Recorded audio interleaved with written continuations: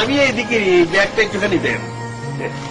No চিন্তা, no ডাকাটাকি, no চিন্তা ছাড়া ব্যাগটা একটু দিয়ে দেন।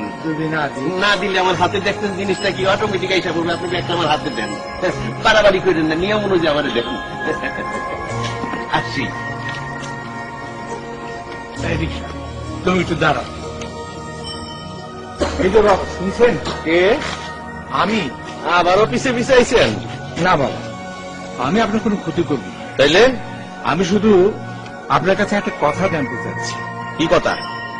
এই যে আপনি রাত জেগে জীবনের ঝুঁকি নিয়ে হারামের পথে টাকা উপার্জন করছেন, কার জন্য করছেন? মা বাবার জন্য?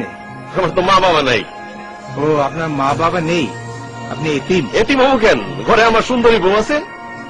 আপনার বউ বুঝি খুব সুন্দরী? ওই যে চানটা দেখতেছেন, ঠিক এরকম সুন্দরী। আপনি আপনার বউকে একটা কথা জিজ্ঞেস করবেন। কি কথা? জান দিয়ে মালাইব। কিন্তু বাপের ভাগ নেবে কিনা সেটা একটু জেনে নেবেন। ঠিক আছে, দেখি।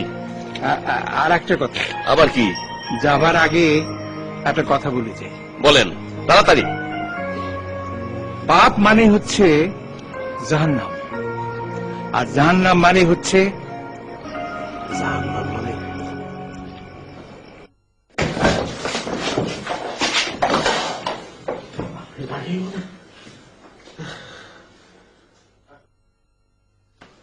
কি হয়েছে তোমার? কিচ্ছু নেই। চা বানাই দিব? আরে লাগবে না। কোনো বিপদ? আরে কিচ্ছু নেই। আচ্ছা, তোমার একটা কথা জিগাই, তুমি মনে থেকে উত্তর দিবা। কও। আমি যে পাপের রাস্তায় কামাই করি, তুমি তো পাপের ভাগ দিবা নাকি? তবা তবা, তোমার বাপের ভাগ আমি নিমু কেন? আমার পাপের থেকে খাইতে পারবা, পাপের ভাগ দিতে পারবা? দেখো, তুমি আমার জোর করে বিয়া করছো, আমি মাইনা নিচ্ছি। দরকার হইলে তোমার লেগে আমি জানও দিতে পারবো, কিন্তু পাপের ভাগ নিতে পারবো না।